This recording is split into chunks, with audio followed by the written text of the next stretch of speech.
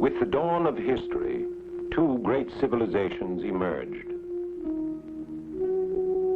The gods and heroes of Egypt and Mesopotamia were still half animal, half man.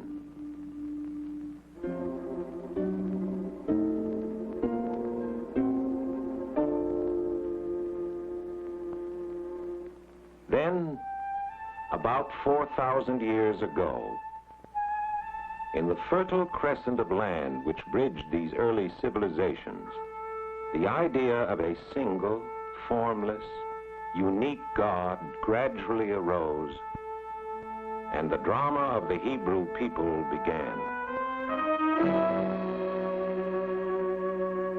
The Lord said unto Abraham, Get thee out of thy country. Unto a land I will show thee, and I will make thee a great nation. And in thee shall all the families of the earth be blessed. So the tribes of Abraham departed and lived for a while in the land of Canaan. But when a time of famine descended on them, they sought refuge in Egypt. Here, at first, they were welcome. But later, when cruel rulers came to the throne, they were enslaved. After several generations, Moses led them out of bondage. On Mount Sinai, he withdrew, alone, and made a covenant with the God of his fathers.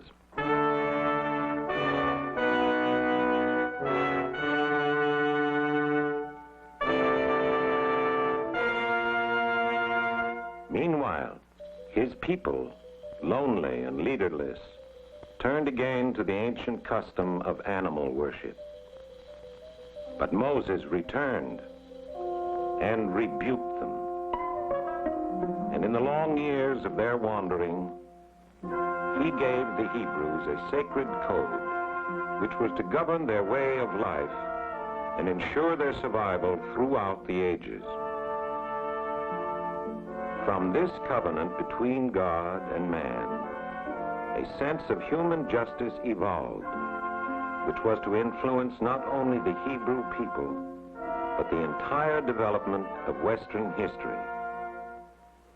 After 2 centuries of struggle, the Hebrews established themselves in the land of Canaan.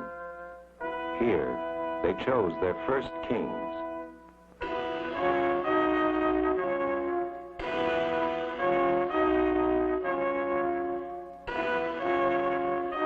Under Solomon, the kingdom expanded and flourished.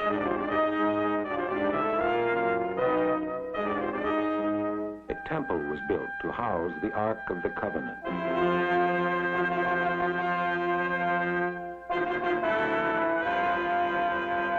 For some of the people, this was a time of prosperity. Others were burdened with heavy taxation. The country was divided. Royal power continued to be abused, and pagan worship was revived. The luxury and laxity of this period were challenged by many great prophets who warned the Hebrews against the injustice of man to man and cried out to them to remain loyal to the God of their fathers.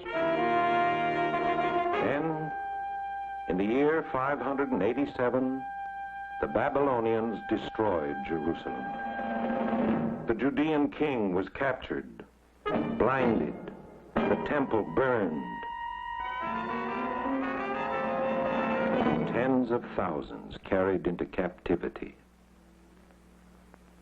Here in Babylon, without a land of their own, without a temple, without a king, the Jews preserved their identity and kept their faith alive.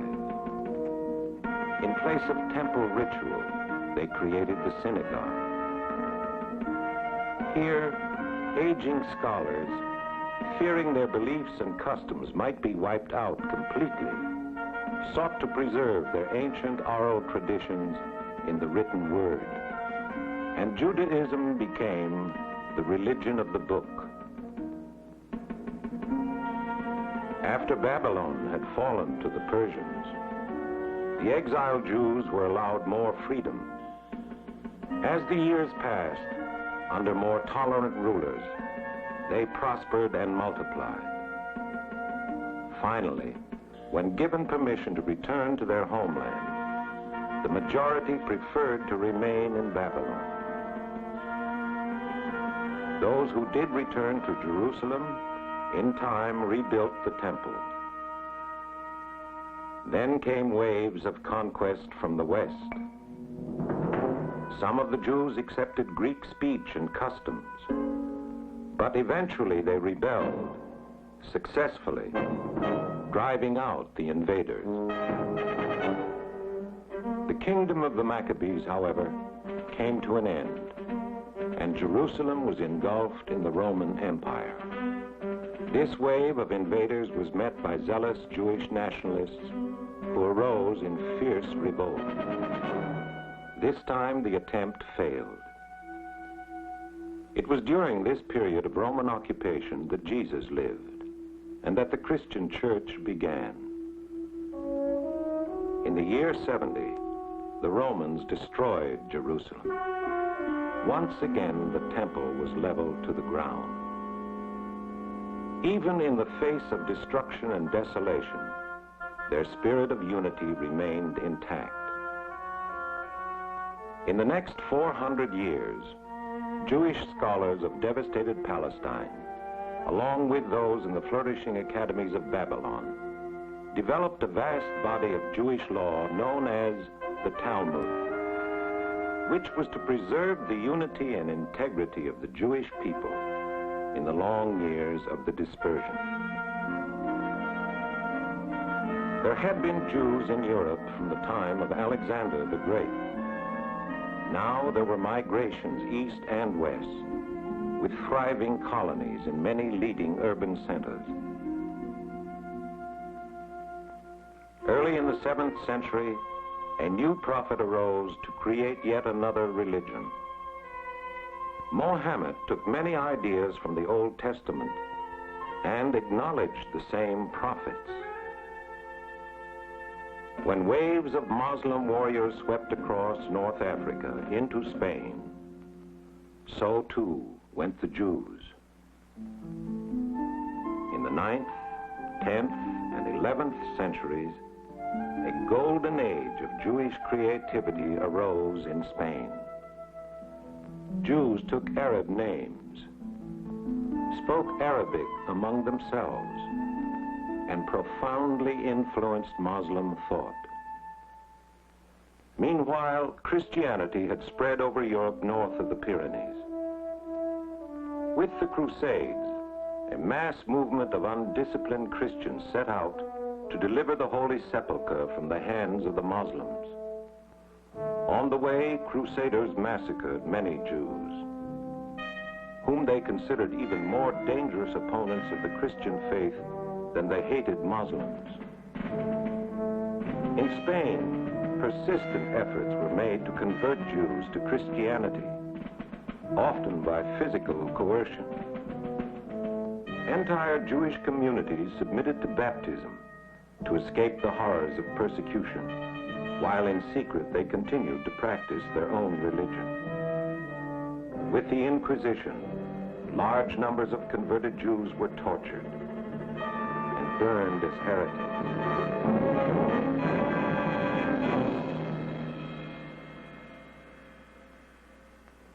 Since the sharply defined hierarchy of the feudal system denied land to any non-Christian, the Jews began to congregate in the growing medieval cities.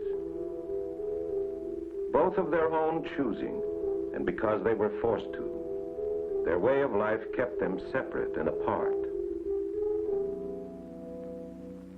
In Western Europe by the 15th century, most Jews lived in a city within a city, the ghetto.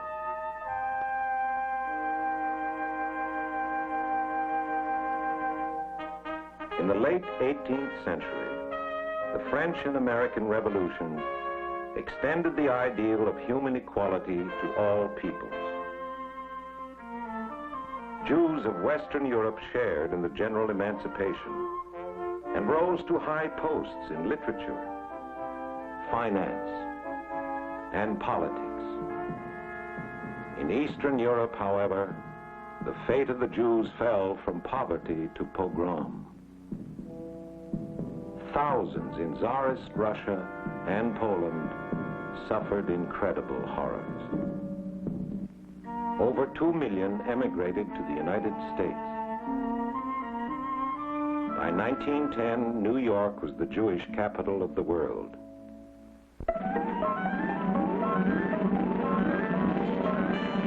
Then, in our own century, people of Europe, troubled and insecure in the aftermath of the First World War, looked to new leaders to relieve them of their fears, and for scapegoats to whom they might attach the blame for their own economic plight.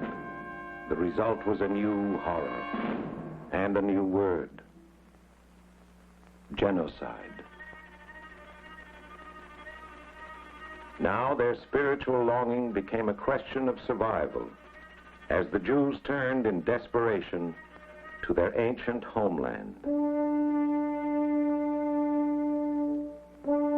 Here, since the 15th century, a small population of Arabs, Jews, and Christians had lived under the rule of the Ottoman Turks. Jewish immigrants had been trickling in long before the nationalist political movement called Zionism gained impetus under Theodor Herzl.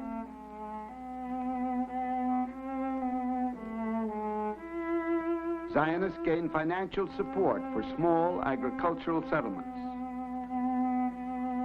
With the collapse of Turkey in 1918, Palestine came under British mandate.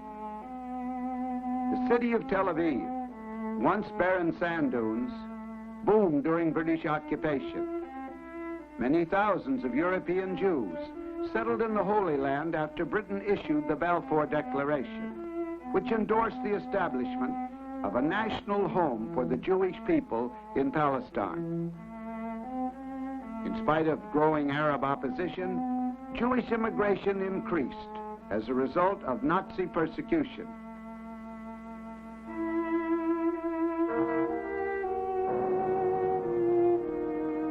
After World War II, the survivors, weak and broken, saw no hope but to live in Palestine.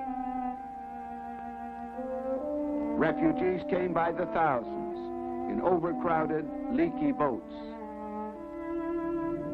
In Palestine, extremist mobs rioted against Britain's restrictive immigration policy.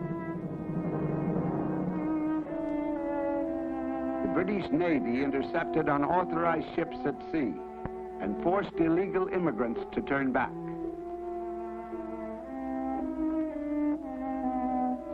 On the island of Cyprus, refugees were confined in detention camps.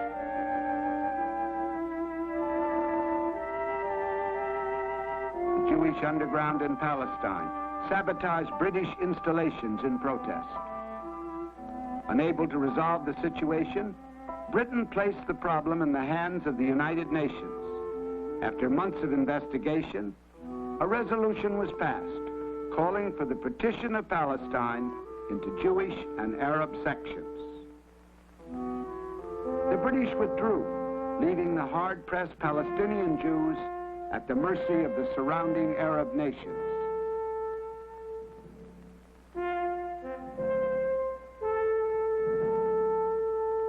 A few hours later, Ben-Gurion and the other leaders proclaimed Israel a sovereign state.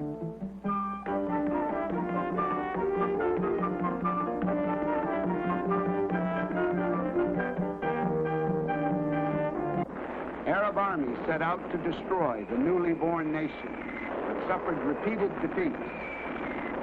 Israel seized far more territory than it had held under the UN partition plan. 9 months later, a general armistice agreement was signed under United Nations auspices. Israel, one of the first democratic states in the Middle East, swore in Dr. Chaim Weizmann as its first president. and the floodgates of immigration were open for all who chose to come.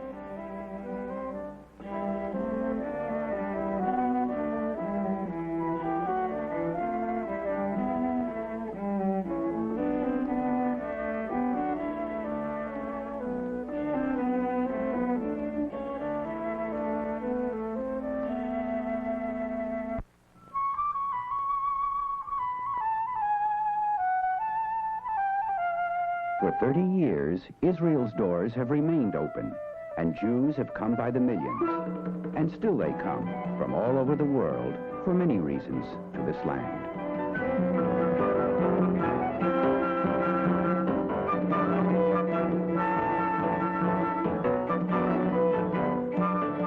Today, crops are grown on land which for centuries lay fallow. Much used to be desert. The people who lived here, mainly nomadic Bedouins, raised sheep and watched over their water holes. Water has always been a key to life throughout the Middle East. Now, after extensive research and the use of modern equipment, 3 times as much of Israel's land is farmed compared to 30 years ago. Old and new farming methods exist side by side.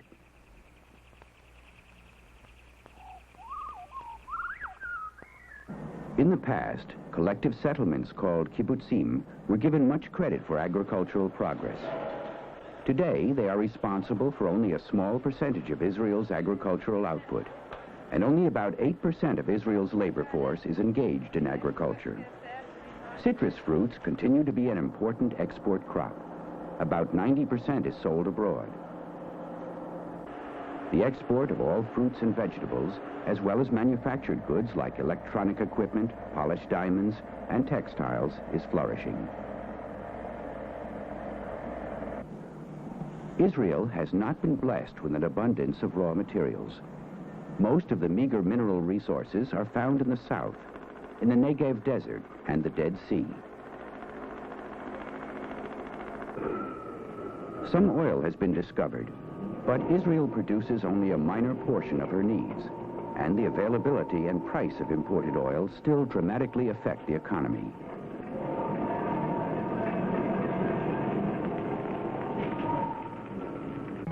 Industry, like the economy as a whole, has developed rapidly and been helped with financial support from abroad. This growth was achieved despite the scarcity of raw materials and energy sources, a restricted local market and long distances from export markets, as well as a political situation in which many Middle Eastern countries can boycott Israeli goods.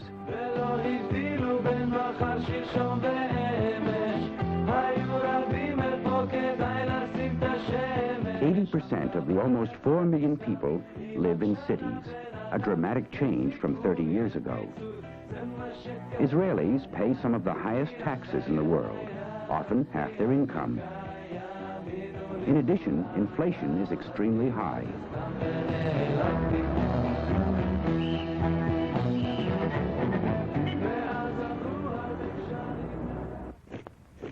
%40 of Israel's budget goes for defense. There is compulsory military service for both sexes. Single women serve 2 years and remain in the reserves until they are 34. Men, at 18, are required to serve 3 years in the Army and remain in the reserves until they are 55. They must report for a month's training every year.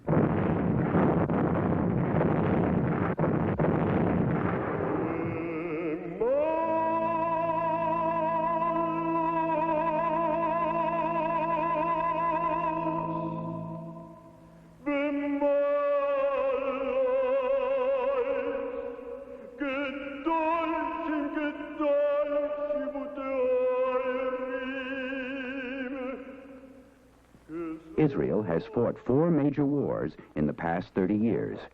And in spite of its peace settlement with Egypt, security continues to be a full-time concern. Okay, בבקשה. תודה. כן, אדוני.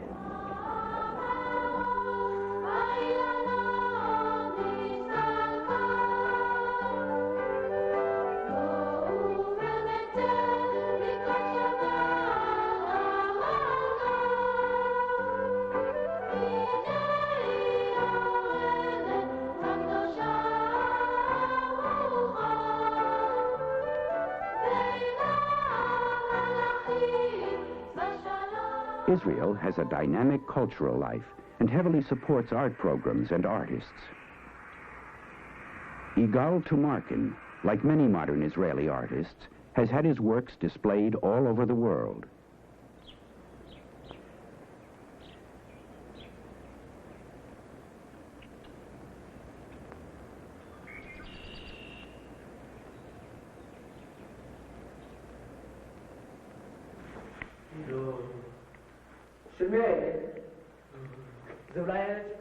Throughout the nation, there are scores of amateur and professional musical and theatrical groups performing classical, folk, and avant-garde works.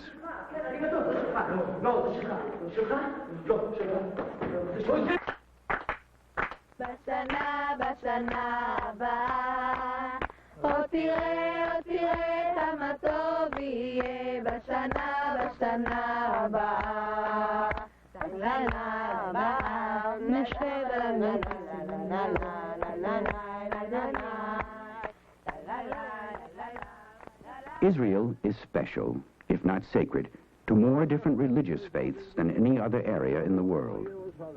Jerusalem is considered holy by each of the three major monotheistic religions. Jews worship in David's city at the Western Wall.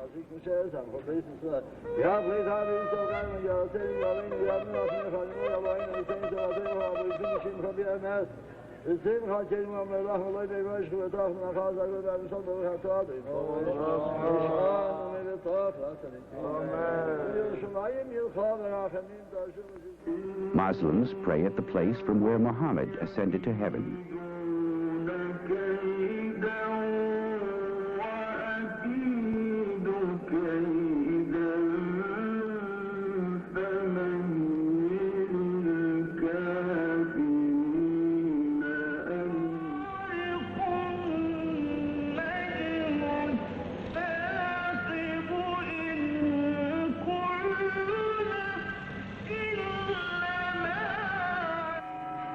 Christians worship where Christ was born, where he preached, was crucified, and died.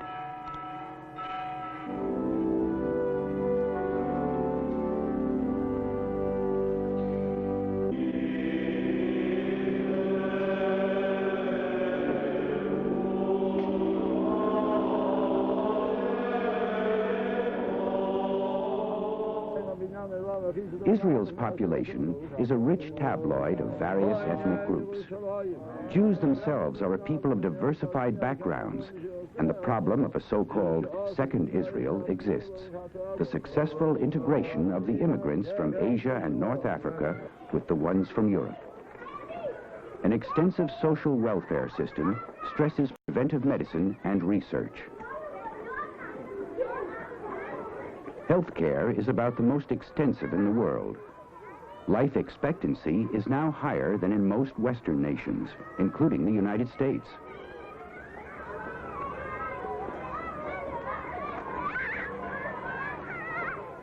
Social security laws help provide old age pensions, unemployment insurance, and protection in case of accident or sickness. את מקבלת כדורים? כדורים בשביל לישון? כן. לא. אסור, לא בתנאים. The majority of Israel's non-Jewish population is Arab. Some Bedouins have settled on the land and become farmers, but many continue their nomadic ways. Most of the hundreds of thousands of Arabs who left Israel in 1948 and 1967 still live in refugee camps in other countries. The Israeli government is attempting to integrate its Arab population. Many now attend literacy classes and enroll in other adult education courses. Education has been given highest priority in Israel, and a complete system has been built up from kindergarten to university. One objective, besides bringing together the various immigrant groups within Israel, is to effectively integrate the native-born Israelis with the immigrant populations. Education is free and compulsory between the ages of 5 and 15.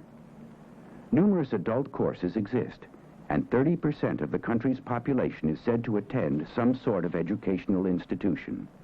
Incidentally, Israel is the only country in the world which uses the Bible as a history textbook. The Hebrew language has been revived and is now a highly polished instrument for daily speech, modern literature, scholarship, and even science. לעבוד בחצאי סיבובים. מספיק. לא בכל הכוח, כיוון שאחר כך ההברגה עלולה להישבר. כן? זהו. בהתחלה עם האצבע, ואחר כך תחזק את זה. תתפוס ממש מקסימום גבוה. עד הסוף. אבל לא בכל הכוח, כדי שהבורג לא יישבר. מה המצב אצלך, שלמה? Israel is the only true democracy in the Middle East. The Knesset, or parliament, is elected, and every citizen, male and female, over the age of 18, Jewish or not, is entitled to vote. Debates can be lively. Opinions are wide-ranging and vigorously argued.